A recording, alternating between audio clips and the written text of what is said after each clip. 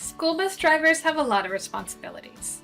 Operating a large vehicle safely, delivering students to class on time, maneuvering around other drivers on the road, handling fights, energetic children on the bus, and more.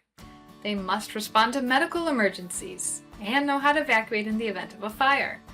But what about if someone boards the school bus with a weapon? Now, many school bus drivers receive training in school bus safety, but most don't know how to act in the event of this kind of emergency. So we're going to dig into this topic today with someone who's been on the front lines of this and can help. But first, let me thank our sponsor of the route, IC Bus. The next generation is here and is ahead of its class. Let's get rolling.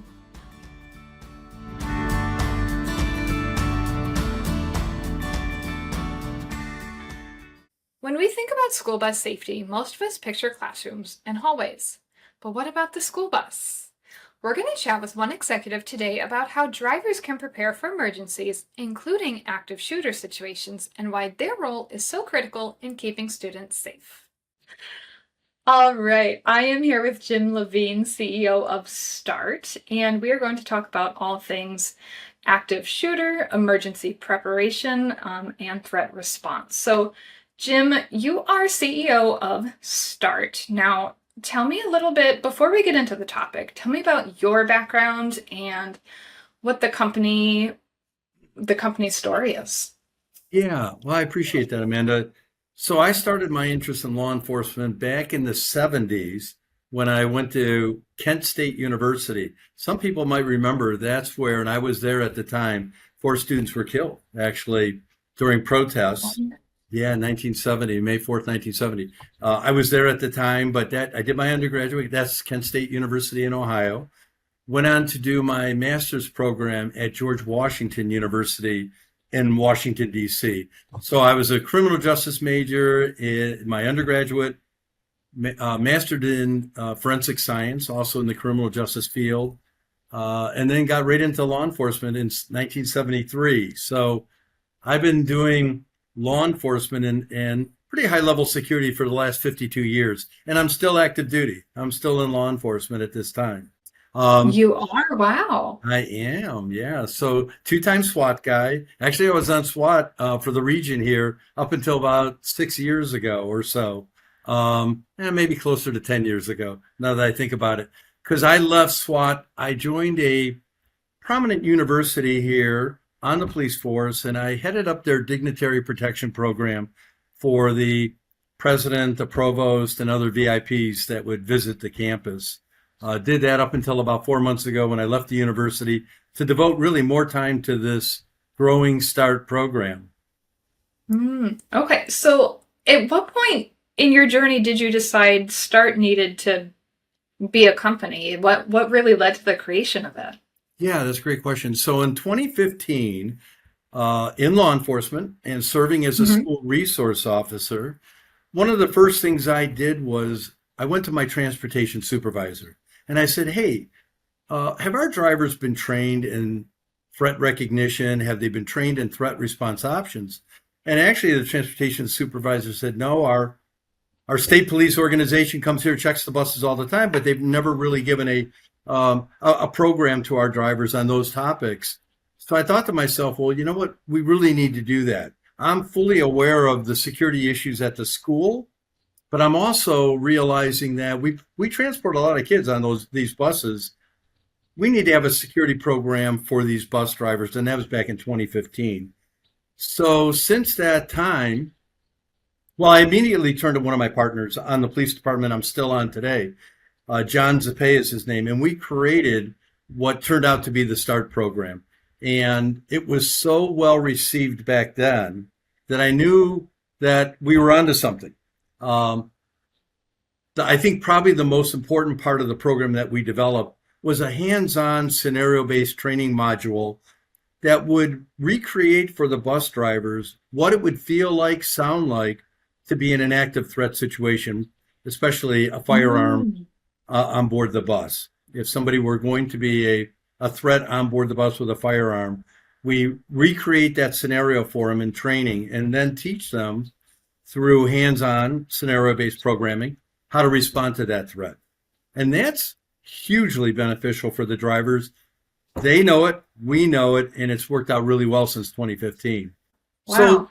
but I will share with you, it's not just about the hands-on part. Our program was designed to be 8 hours, and we get into everything from juvenile behavioral intelligence, which sounds like an oxymoron, but that's a term that comes from the Secret Service, and I have members of and Mhm. former members of the Secret Service as part of our training team. So we talk to the drivers about really what comes out of that is the red flag warning signs. So when you're talking about juvenile Mhm. behavior intelligence, you're looking at, what causes a child in many cases to go from being a student to a killer. I hate to put it any other way.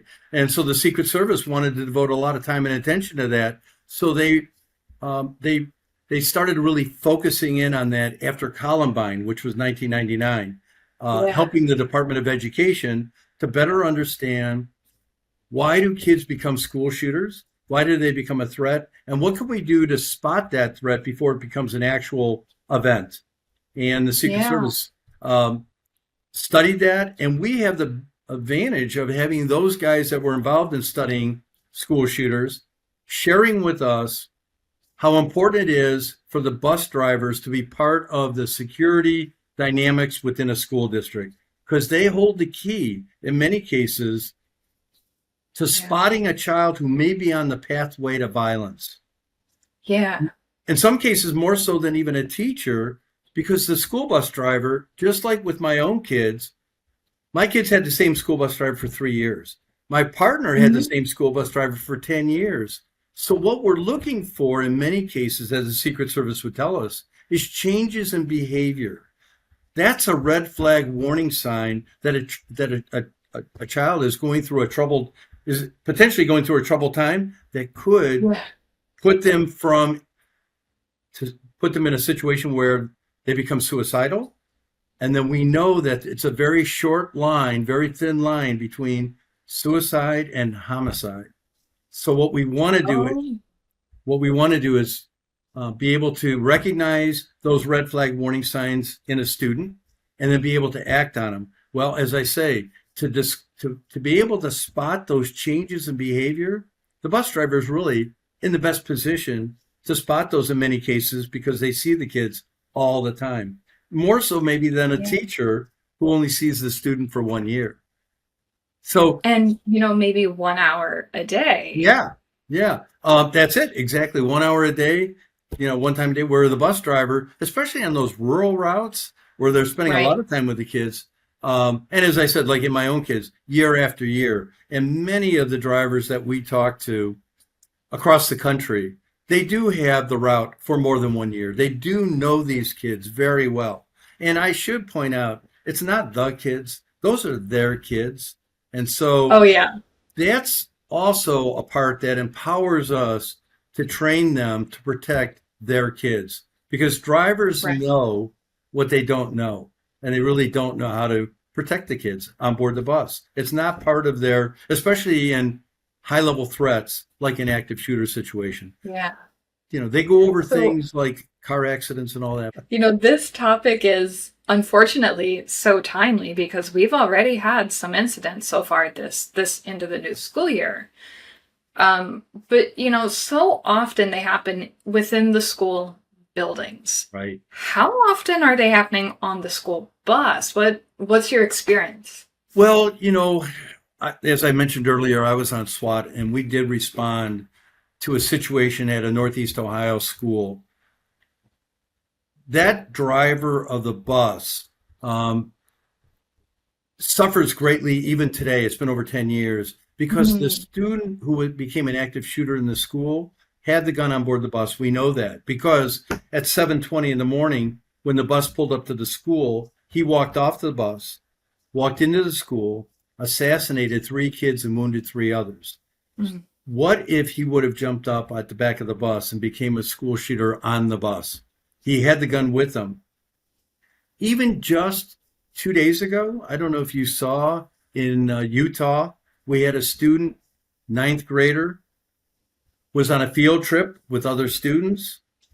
Once they got to where they were going, he shot himself and killed himself in the presence of his classmates. He had the gun on board the bus. So we've been fortunate to this day that we haven't had a significant event, but I can tell you there are a lot of events that we hear about traveling the country doing our training, and we see it on the news as well, and we catalog those events to be part of our training.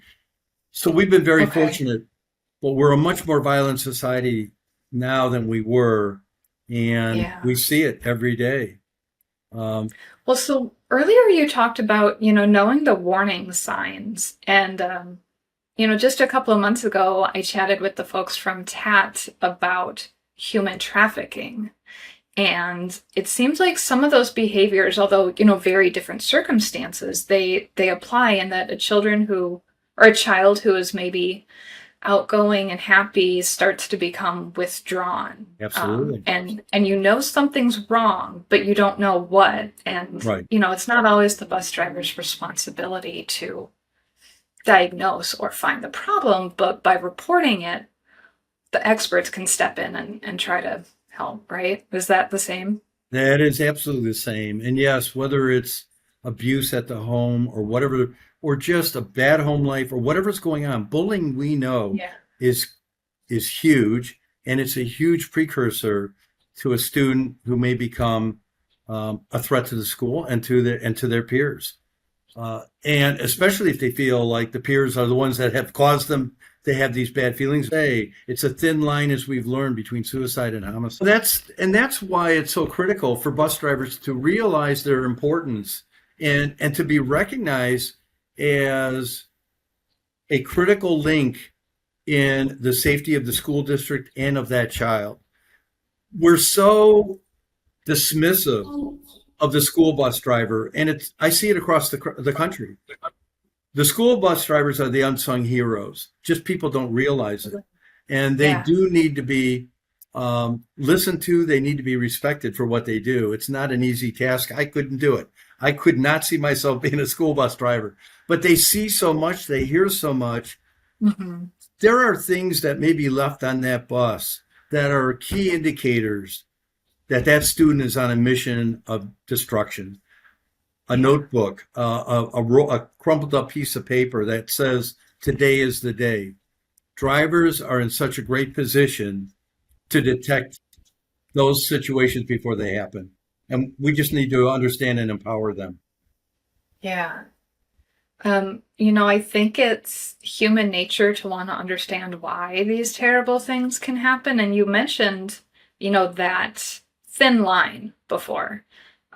So what, from your experience, is it that makes someone turn into a killer? For as bad as that feels to say. That's being in law enforcement for so long. I have my thoughts about it. I do look to the experts who would say, like bullying, that is huge, and that could cause a child to react to that situation in a way that could be life-threatening for other students or for themselves. And that's why schools have to pay attention, vis-a-vis through the bus driver, of these changes of behavior. The drivers also have the opportunity to spot, potentially, as I mentioned, documents or something, or they hear comments on the bus. The kids listen to the bus drivers listen to the kids. But beyond, the child abuse, as you said, human trafficking, a bad home life situation. I know as school resource officer, I had to deal with a lot of kids coming from broken homes where the parents, their bigger priority was the boyfriend or girlfriend that they were developing versus the child. No food in the refrigerator, no interest in what they were doing. These kids were left to their own wherewithals to get through the day. Those are the kids that we have to recognize them. And as I am going across the country, many times it's the bus driver that can be so crucial to recognizing that, again, change in behavior, that threatening situation before it explodes into a life loss event. So Can you walk me through your training a little more? So I think you said you designed it to be 8 or 9 hours, and I know your company's based in Ohio, but you mentioned you go nationwide. So how Yeah. exactly does this work? Yeah, so because of the structure of our training program, it's become very popular. Yes, we were just in California. We train the bus drivers in Savannah, Georgia. We've been in Nashville, Tennessee, and West Virginia, and all these other states. Even though we're from Ohio, what we do is we get into everything from de-escalation to the destabilization of the Mm. bus, everything from threat recognition to threat response options. So it's a pretty involved course. I say to people, when we're done with the drivers, they got a left hook and a right jab, because we really beat them up good in 8 hours of training, and they love it. They Mm. absolutely love it because they, again, as I said earlier, they know what they don't know. They know what they don't know, and they don't know how to protect these kids. And what we have come to the understanding of, the body won't go where the mind hasn't been. The body won't go where the mind hasn't been. So we put their Mm. minds in these threatening situations, get them to understand them and how to react to them. We bring in de-escalation specialists. I bring a whole team of instructors from all different walks of life, whether it's the Secret Service, SWAT people, de-escalation specialists, mental health experts. So when we do a program, they're not just hearing from me and one other person. They're hearing from a whole team of instructors. Um, Yeah. in addition to teaching them how to respond and recognize a threat, is the morale booster it is for them and for the administration. In our last huge training with Columbus, administrators were able to build a solid relationship with their drivers, as much because the drivers were so appreciative that they got the training they know they need, they've wanted, and finally got. And that's a huge recognition for them that the administration understood what they're looking for. And Yeah. again, we have a national crisis of the retention of bus drivers. I Right. absolutely believe that part of that is because the drivers don't know how to protect their kids, and that's a heavy burden to bear.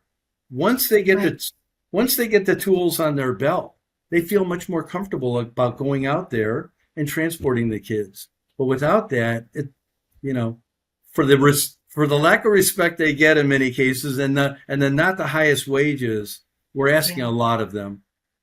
Your curriculum, is it mostly Yeah, classroom based or I'm sorry. hands on? Do you get on the bus and recreate scenarios or? Yeah. So it's basically 4 hours in the classroom, of which we spend that time on everything from building up um, their importance to school safety and our appreciation for what they do, but going over those threat recognition skills. That is where we get into the juvenile behavioral intelligence, the threat recognition, the de-escalation. Those are the 4 hours in classroom where we do role playing. Okay. We do a lot of getting them to understand how important they are to the mission of keeping school districts safe. So how to recognize that threat. If you could spot the threat before it gets on your bus, how much further you are ahead. Yeah, in the 4 hour program that's more classroom based, we teach them everything again, how to recognize the threat, how to de escalate that threat before it gets into something more serious. Every driver deals with a confrontational parent, a parent who's upset for one reason or another. Right. And we really want to make sure that the driver understands that if they escalate that situation, that's the wrong tactic. And we have to remember that, and we have to remind the drivers too, that there are cameras in many buses, in most buses today, that are recording not only the parent, but the driver's actions. We want drivers to stay out of a problem, especially one that they may create themselves by escalating a situation. That's not going to be a winner for anybody. So we teach them those de-escalation skills. Um, Yeah.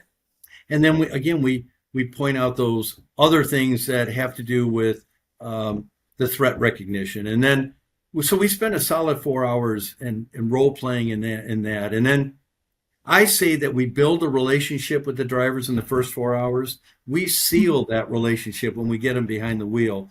But I will say this too. We have mentioned to school districts that others could sit in that first 4 hours. It is a school bus driver training program. But if you think about the groundskeepers and the fact the Oh, cafeteria yeah. workers, everyone is a party to making sure the school stays safe. Now, drivers are in an elevated position sitting up on their bus. So as they pull into the parking lot, into the school, they should be looking around to make sure that there's a threat's not on the outside of the school. As law enforcement, we have learned that many threats now are not concealing their weapons. Those that are creating a threat to the Oh, school district are not concealing their weapons. okay. We saw it in Uvalde. The guy Yeah. had a rifle and he's walking up the back of the football field into the back of the building, fully displaying his weapon. We've seen it in faith-based organizations as well. So what we do tell school districts is if you want to send your groundskeepers and others in the school district to our training program, it doesn't affect the cost at all. Our our basis for coming out is really based on how many people we're going to have behind the wheel of the bus. So that's really restricted to bus drivers and their aides. We want the aides to know what the Sure. drivers are being trained to do as well. Yeah, absolutely. And sometimes those aides will catch things that the driver doesn't because the driver has so many other things that's going Well, through their head. well, think about this, Amanda. In some cases, like when we trained one school district, they had 90 kids on that bus. They typically run with 90 kids on a bus. That's the Yeah. size of like 3 classrooms. So Right. in a classroom, the teacher's looking at their students. They have a much smaller number, but on a bus, the driver's got divided attention. He's got to watch the road. He's got to drive, got to be safe about that. Mhm. And yet they're transporting so many kids, and yet they're really not trained in many cases to recognize that threat. But they are at such a disadvantage. But the threat is so real because a teacher can, and they're taught to lock down their rooms. They're trained in active threat response, to barricade their doors. Well, you can't do that on a school bus. You can't lock the front door. You can't lock the back door. You can't barricade the doors because they open out. So it's a very challenging situation for bus drivers. And we recognize that. I think probably the biggest thing that has benefited us in the last 10 years of doing this is we've learned as much from the bus drivers as hopefully they've learned from us. We Mm. understand the mindset of the rural bus driver who's driving a transit bus or a conventional bus or an urban driver. We've dealt with large city like in Nashville or Columbus, Ohio, the capital city here. We understand everybody's concerns. Many of them are shared across the board. Yeah. Jim, so you talked about this just a little bit earlier, but the burden that bus drivers feel and the emotional weight of having to prepare for this worst case scenario, what does that look like for them and how do you help them navigate that heaviness? Yeah, what we tell drivers, especially in a situation like an active shooter on board the bus or an active threat, somebody with a knife or some other kind of weapon is, if they freeze for a microsecond, really bad things can happen, and they know that. In the situation where the boy got off the bus, walked into school, and killed 3 students, that driver knew that she wasn't prepared, and so drivers today are unsure, they're afraid, they know that they're not really prepared again to Yeah. protect the kids. So that's why for our instructors, it's so empowering for us to watch them absorb this training. They take it in like a sponge. It's really difficult stuff. We're not talking about unicorns and cheesecake. I mean, this is very difficult Right. conversations. But they are so unprepared and they know it. It's such a challenging thought for them that I think many of them give up the notion of being a driver. When they read Mm. something about an active threat in school, they know that could start on the bus. And it weighs on them. It weighs heavily on them. They are just not given the attention to concerns that they have that they should.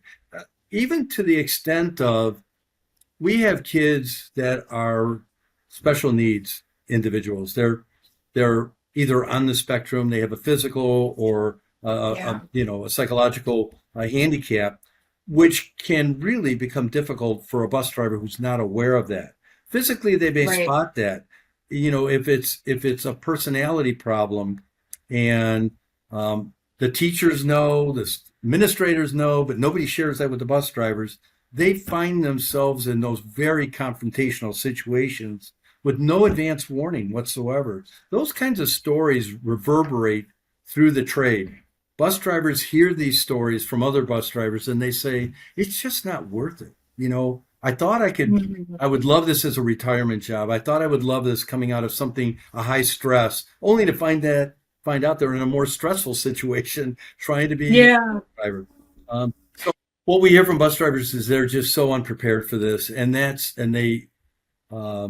and that way, like I said, weighs on them heavily. So that's why they so much appreciate this training. This is the training they get so little professional development training, so Yeah. little professional development training, and the stuff that they get many times is what they would consider not really relevant, especially to the safety of the kids on board the bus and their safety. They want to be able to protect themselves and understand what the threat is for their own safety. And we key in on that wholeheartedly. We're trying to make the job as safe for them as well. Tell me more about what does active preparedness look like? What steps should they take to make sure that they're prepared at all times? Of course, besides signing up for your training. Yeah. Well, first off, I think if we're looking at administrators, one of the Mhm. key things is having an emergency operation plan that Oh, includes yeah. the school buses. So I've heard from drivers that there's been a man-made or natural disaster, and they scramble at the last minute to figure out how they're going to transport people using school buses. So Right. that's probably key for administrators to work on is an emergency operation plan that would be school-wide and community-wide, and how school buses would be used if there was a community or school emergency, and sharing that with the bus drivers. So that's a big thing right there, because I've heard that be a Yeah. problem. Yeah, Um, documentation is so important, and the processes for if you see this, do that. Yeah. Um, Well, do you, another concern that bus drivers have is there's a threat at the school, an active threat at the school. It's not relayed to them, and they wind up driving the kids to the school. At the time, there's an actual active threat. So yeah, communication and making sure you loop in the drivers and the buses, because the last thing they want is to bring more kids to an area where there's an active threat going on. yeah. Um, And I imagine there's a delicacy too around how to communicate that properly because you want to, continue de-escalating the situation on site. And if an active shooter knows that you're calling it in, that could escalate things further, I might assume. Well, yeah. So so if the threat is on board the bus, as we would say Yeah. too, you don't want to go back to the school. Maybe you want to think about going to a police station, or So if you have some kind of active threat, going where law enforcement might be. Now, I'm going to say it. Pick out the closest donut shop, and there may be law enforcement at the donut shop. No, but think about a hospital, the police station, the fire Yeah. station. Okay. I was referring to is where school administrators have to get that word out. Hey, we have an active threat at the school right now. Do not bring the school kids to the school. Go to this location instead. Do not bring the kids here. Same thing with a bus driver. You got an angry parent that's following your bus. Don't go to the school. Don't bring that problem back to the school. Again, go somewhere else.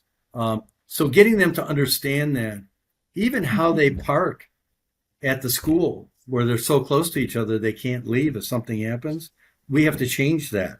We have to get them to Yeah. understand, just like in police. I don't pull up right behind the car in front of me in case I have to take off very quickly. Well, they could be in the same situation. So we get them Sure. to try to think like we do in law enforcement about being able to respond quickly to a changing situation, a life-threatening situation, a threatening situation. Um, Okay. That makes sense. you need to be in this day and age hyper vigilant about what's going on at the stop, at the bus stop, and what's going on with the students that are on your bus. Is there a change in behavior? Is something that they're doing making your gut feel nervous? Is there something they've brought on the bus that makes you feel concerned? If it does, you need to respond to your senses. I mean, if you feel like there's something going on here, don't discount that. Just like we tell That's people, your gut. With trust your gut, absolutely. I would rather respond as a law enforcement, as a police officer, to somebody's concerns before something happens rather than be reactive. So if that bus Yeah. driver has a concern, make the notification, let law enforcement, let school officials deal with that right then and there. Let's just, let's make sure it's not a real threat. But if it's a concern to you, it should be a concern for everybody.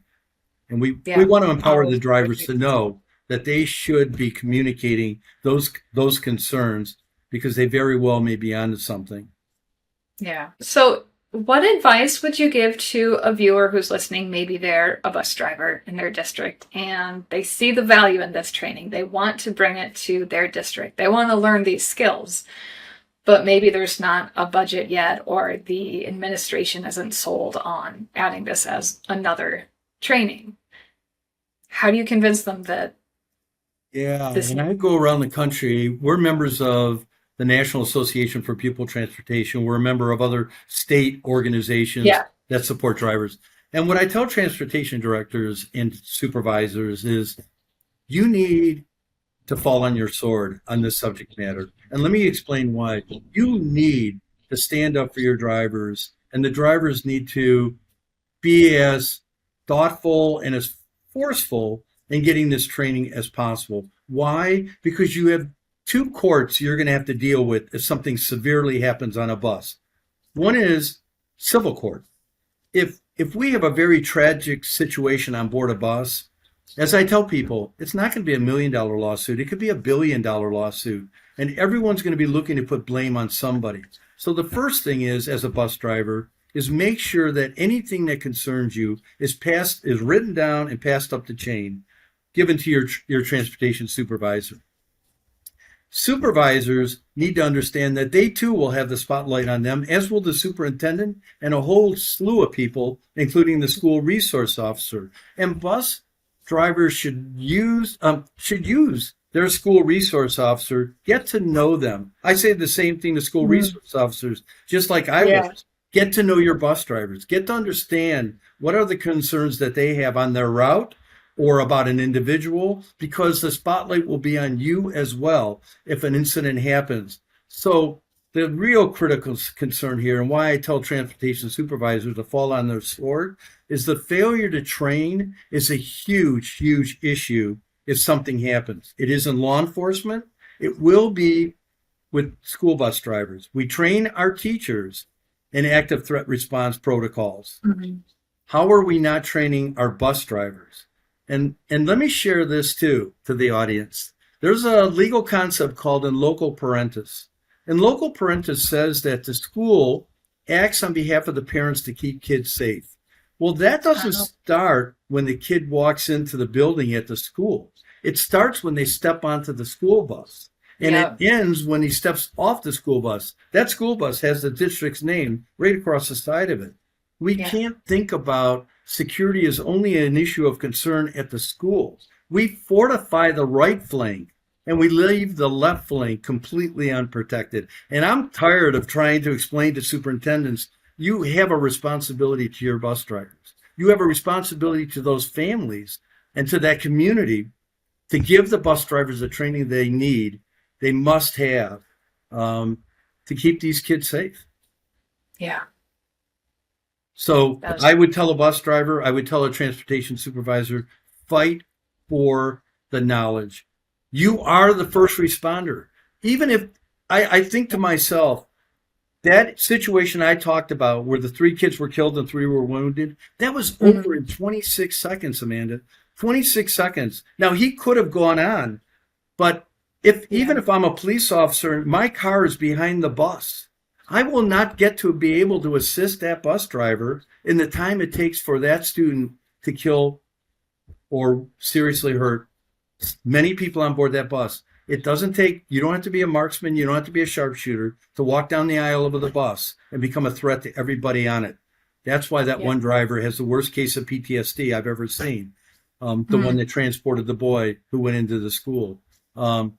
So we have to take and make school bus driver safety. And look, we have the National School Bus Safety Week coming up in October. It is a perfect time. it is a perfect time for everybody to take a very serious look at training bus drivers. They are the first responders. What they do in those Mm-hmm. first microseconds can absolutely make a difference on the safety of those kids and themselves. That's what we train them through Yeah, hands-on scenario-based training. We teach them how, as I said, the body won't go where the mind hasn't been. We put their minds in those kinds of situations, give them those response options, because if they have to think it through at the time the incident is going down, that's a bad day for everybody. for sure. And now, speaking of School Bus Safety Week that's coming up, there's obviously safety is important year round, Oh, but yeah. this is a week where it's a little more highlighted, and districts might be doing additional training and reminders on various safety protocols around the bus. So, what is maybe one thing someone can do to increase their safety measures around active threat response? Well, first off, I would tell this administrators this is a great time to make a commitment to enhancing the training for bus drivers to deal with these kinds of active threats. Um, commit to it, be a champion for enhancing the driver training, especially in these kinds of scenarios. That's a great time to announce to the community that we're going to do very specialized training specifically for our drivers. As far as what a driver could do, or what a transportation supervisor could do at this time, is I would tell people the first and foremost thing is to be hypervigilant, is to be extra mindful. When we're police officers and I patrol the same streets of my community every day, I can tell when a garage door is open that's not usually open. When a car is parked on the street that's not usually there. Bus drivers have the same knowledge of their route. Be very thoughtful of providing the protection to school children on that bus as you can be. If a boy says, "Hey, there's a gang of kids out there. If you drop me off here, they're going to beat me up." Don't drop them off there. Take responsibility as much as you can. Now, I am not preaching to bus drivers. They know this. They protect those kids like they're their own. What we want to Mm-hmm. do is just give them a little more tactics and protocols on how to respond to it. But just be, as I would say, be as mindful as you can about what's going on in your community, on the routes that you're taking. If you see something that makes you uncomfortable, you can pass up that bus stop. Just be able to articulate why you did something. You may have just saved somebody's life. So that would be the one thing I would say to drivers is just trust your gut, ask for the training, and be as mindful as you can about what of your surroundings as you go about your daily routes and what you're doing. And Yeah. be thoughtful of the bus, and we train the drivers on this as well. If you're going, they do their pre-checks every morning, but we need to be as thoughtful about field trips. If you're going to a sporting event, you're taking the football team to a championship game, and you win, and you're on somebody else's turf, you sure as heck have to check your bus for sabotage, because it may be not a kid who has done something to the bus. It could be a parent who has taken that situation to heart. So we have to be very thoughtful about checking our buses, not just for the pre-check, but every time you let kids off that bus before they get back on, walk through it. Look for that bag that has powder in it. Don't touch that. It could be fentanyl. Look for that crumpled up letter. That could be a letter a kid's discarding that says, "Today's the day." Look for that other sign of concern, and be prepared to report that to the proper authorities. Yeah. Yeah. Good tips. And, when it comes to documentation and reporting something, if it ends up saving a life, it's always worth that little bit of extra effort. And like you said, it's better to flag it and it not be something than the reverse. Well, Amanda, thank you for reminding me. I said there are two courts. There's the civil court where the lawsuit will be substantial. So civil court, the lawsuit will be substantial if kids are killed or seriously hurt on a bus.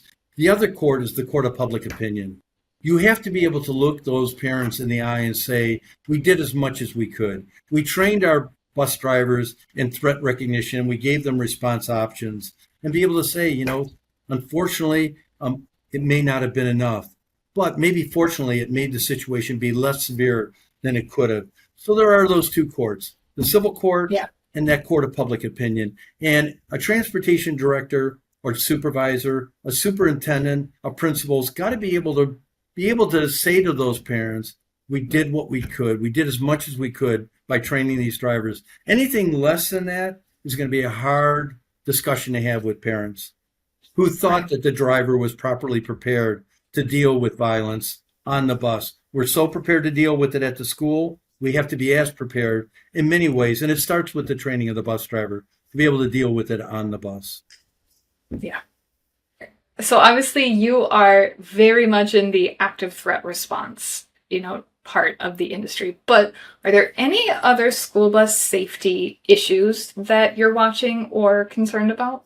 Well, that's a great question too, because that made me remember that one of the things we're seeing in law enforcement, and that's why most of our guys are active duty, because we're want to stay up with the developing threats. What are the new threats today that I didn't see when I started my career back in '73 as in law enforcement? Yeah. Those threats are absolutely changing. We are a more violent society now than we were then by far. But one of the things we're watching is the preponderance of domestic abduction cases and situations that are developing at the bus stop. If we say that, what does that mean? Yeah. So we're watching domestic abduction situations playing out at the bus stops versus in the school. Let me say it this way. If I'm splitting for my wife and I want to take my 5-year-old son and go to Florida, am I going to be successful getting him out of school? Probably not. I've got school resource officers there. Okay. I've got a building that's under lockdown all the time. So, and all the activity of adults and teachers and all that there. Am I going to be successful at the school? No. So I may not be at his bus stop. I may be at the one just down from his. I'm going to come on the bus. I'm going to grab my child. I may have a weapon because it's an emotional event. And if someone steps in my way, bad things are going to happen. That's why when you're dealing with emotion, people don't act rationally. They don't act reasonably. And that's what happens when you get into these domestic abduction kinds of situations, or one spouse wants to take a child and leave. So, as I said, I pull no punches. We've target hardened the school so much that we've just transferred the threat to the school bus. Everybody has to realize that. It is, unfortunately, the circumstances. And I say, for the cost of what it would pay to have bus drivers trained is minuscule to what we spend to make a school building safe. It's minuscule. With fences and film on the windows and cameras, and school resource officers alone are a huge expense. I was one. I know what I cost the school district. Yeah. So I'm not trying to sell school districts and outfitting the buses with the latest technology and all that. That's a huge expense. But we cannot let our bus drivers be the unsung, forgotten heroes that they are. We have to prepare them in any way we can. And this is a very reasonable first step. And we'll worry about the technology when it comes along. Yeah. And technology moves so fast. Yeah. I imagine there will be a day where that can play a larger role. And again, it's there is some technology out there, but it starts with the bus driver. You can to catch a weapon coming on the bus, but kids can act out in all different ways. They could create all kinds of scenarios that if the driver doesn't know how to respond to it, and we deal with a lot of those scenarios that we're up to speed with now in law enforcement. So it's a great jumping off point for anything they may face. So, Jim, we have covered a lot of ground, but what if there's one thing that you want someone watching this episode to take away? What is that? The realization again that our bus drivers are a dwindling commodity. They are so important to the success of our educational system that we have to do whatever we can to empower them to keep the kids on board that bus and themselves safe. It's wrong for us to not step up and understand how threatening it is for them. They deal with so much that people don't understand. Whether it's a rural school district or an urban school district, both drivers have the same concerns, but we're seeing that in rural communities, there are more violent situations in schools than we're seeing in urban schools.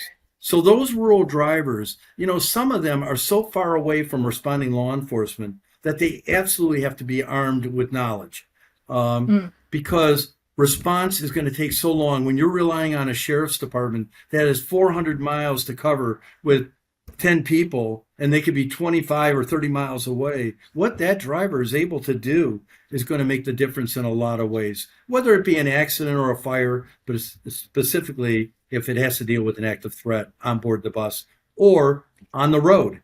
We're seeing also in law enforcement, the aggressive driver, road Yeah. is huge, and buses are not immune to it. Nobody likes to be behind a school bus. We all acknowledge that. Even law enforcement, we don't want to be behind it. A bus driver, when they're off duty, they don't want to be behind some school bus because, and road rage of people that are behind school buses is another common problem we deal with. And again, we deal with that in the training. Yeah. The response to that is to not meet bitterness or confrontational behavior with confrontational behavior. That's not a win, and bus drivers need to know that. Yeah. So trying to de-escalation skills are so important, and we bring in experts in that field to get them to understand that is really crucial for you to understand, whether it's the angry parent or the road rage driver who just passed you up, even though you have your sign out and the lights are flashing. So there's a lot here that we deal with in an 8-hour program, but a lot that, as in my final words is to say, is drivers deserve this training. The kids they transport deserve it. The parents expect it. Administrators have the liability hanging over their head for failure to train. We need to change that whole model and get these drivers, they are the first responders, give them the tools they need to do to protect themselves and the kids that they transport. Very well said. So if someone wants to get started and bring you in for training, how do they go about that? How do they start it? And we can put the link below too, but tell them where to go. Yeah, tell them where to go. How to get started with S.T.A.R.T. Well, first off, I would encourage them, schoolbusstart.com. Schoolbusstart.com will give them, they'll see testimonials there and references, very emotional drivers who have gone through the training and said this is what they've hoped for, this is what they've got. They'll see one guy on there who is a superintendent of 30 years, now in an elevated position, a regional representative for school training in the state of Ohio, who says every bus driver in Ohio, every bus driver in the nation should be required to go through this training. So they'll learn more, they'll get a better view. But yeah, schoolbusstart.com, they can fill out a form, they can call us. That would be a great thing. Now, again, we don't train individual drivers. They would have to get their school district to get behind. And I would tell small school districts, don't feel that you're not worthy. Absolutely, you could do it several ways. Is team with another school driver, the school district. You could do it that way. And I'd be remiss if I didn't say that there is a great grant out there right now put out by the Department of Justice. Yes, it's a up to $1 million for school districts to apply for school bus training. There's a $2 million portion of that grant for states to institute training, other safety and security measures. But when we asked in the contract review, they were going over the grant review with us, and it was asked, is training of school bus drivers acceptable for this grant? Without hesitation, the guy said, absolutely. This grant is designed for this kind of training for school bus drivers. So thank God that the federal government has put that out. Now, so the grant there are two facets. Grants.gov has an application for the school. That has to be in by October 27th. So it's the FY25 School Teachers and Officers Preventing School Violence Grant on the Department of Justice. There's a second grant that is the Just Grants application deadline of November 3rd. And I would say that we have a lot of resources to help them with that grant. So we'll be a partner with them if they want to submit that grant. Oh, We can help great. them with a lot of the information they're going to need to make it easier for them. And let me give you one more thing. They will get, if the grant, in our case, is about protecting American children, it will get priority. I'll give you the word. It's priority treatment. They will get extra points or review if the grant can show that it protects American children, which this obviously does. So this is a huge opportunity for transportation officials to go after this grant and get the training either district-wide or statewide. Well, we will put that information in the description, in Okay. the video description, and the link below too, to make that real easy. So Okay, great. fantastic. Good to know. Thank you all of this, Jim. You have been such a great resource. So thank you for what you do in keeping our bus drivers and our children safe. This can be a tough topic to talk about. No one wants to think that this worst case scenario could happen to them. The sad reality is, it can. Hopefully these tips give you a head start on how to prepare. We thank Jim again for his time and his expertise on this topic. Please visit the links in the description below for more information on anything we talked about. Be sure to follow our channel on YouTube and connect with us on social media. And a big thank you to our sponsor of the route, IC Bus, proudly offering vehicles and solutions that are ahead of its class. We'll see you again soon. Thanks for riding with us.